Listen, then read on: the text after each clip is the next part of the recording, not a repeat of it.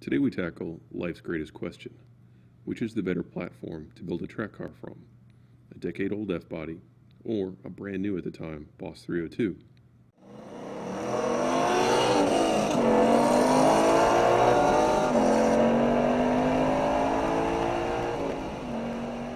I've put off making this video for a few months now because there's just no way that I can convey how awesome it was to chase an 8-minute lap of the Nurburgring with my best friend and two American muscle cars. The only thing I can say is just thank you again to the US taxpayers who made it all possible.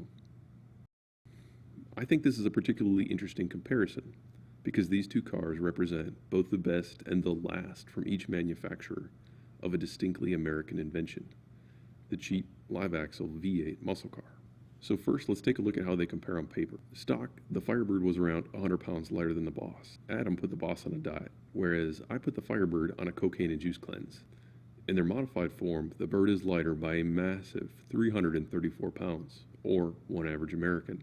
But it's not as much of an advantage as it seems at first, because almost all of the Boss 302's weight loss was from rotating mass, whereas the Firebird actually gained rotating mass in the form of larger wheels, tires, and brakes.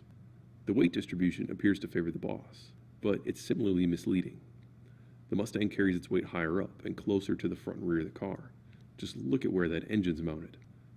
All the extra structure in the rear of the Mustang makes the chassis feel rock solid, even on rear springs that nearly double the stock spring rate, whereas the Firebird with much softer springs suffers a lot more body flex. The Boss 302 pays for that solid feeling though, with a much higher center of gravity, as anyone who's ridden both an Alligator and a Camel will tell you. Low CG makes all the difference. Even slammed to the pavement, you never completely shake the feeling that the Mustang has a CG problem, and that becomes even more apparent when you put sticky tires on it. Of course, we couldn't have a track test without a control tire. We went with the Toyo R888. I went for the smallest possible diameter I could get, so the Bird wears ultra-low profile 285/30 18s stuffed onto a slightly too narrow 9.5-inch wheel. The Boss, on the other hand, wears taller staggered tires, 275 on the front, 295 on the rear, on more appropriate 9.5 and 10.5-inch wide wheels, overall giving the Boss a slight contact patch advantage.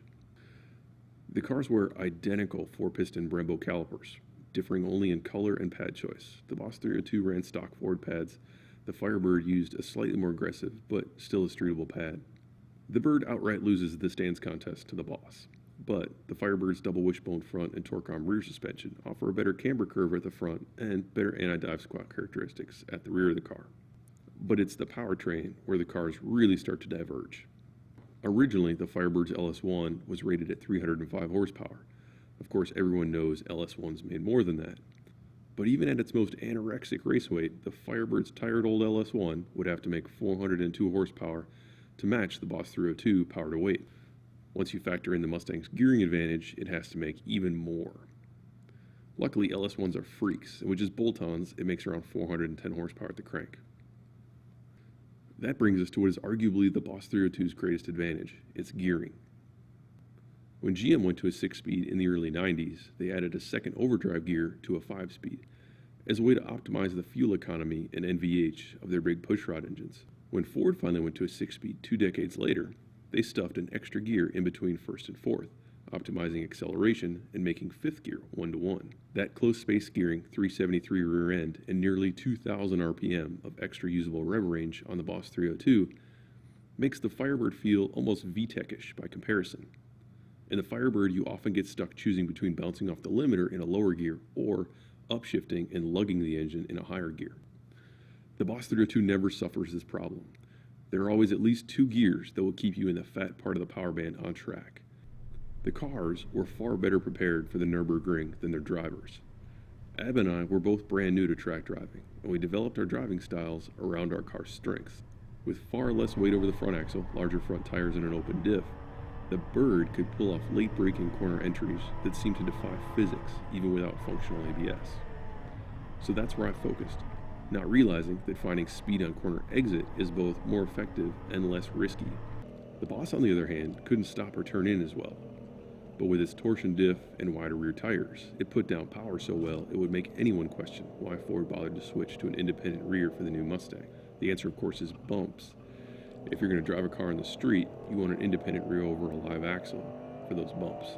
Every single track briefing I've been to in the United States, they warn you of the dangers of the red mist. What they don't admit is that few things can make you feel that alive, and there is nothing like a fast car in front of you or in your mirrors to help you find speed on a track. That's doubly true of a track as complex as the Nurburgring. As we learned the track and how to drive, our lap times rapidly fell. Unfortunately, Adam's stay in Germany was cut short by the Army, but we squeezed in one last run of the ring. Our last lap of the ring was of course also our fastest. It was in heavy Sunday traffic, and as the two cars dropped into the carousel for the last time, the bird belched fire on the way to an 813.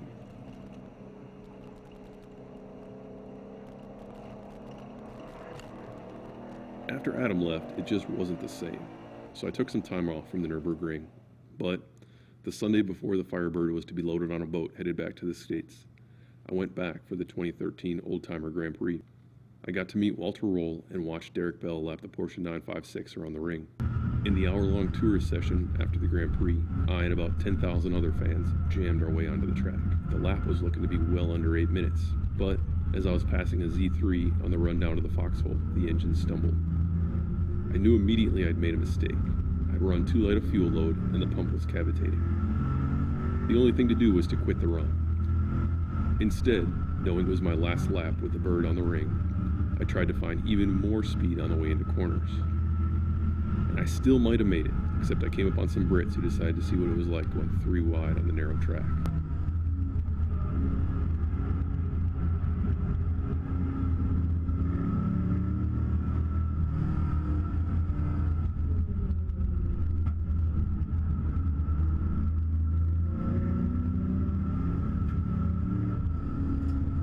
By the time I got past, it was over.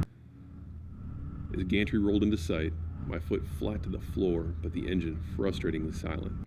I looked at my watch and felt a crushing wave of defeat and exhaustion.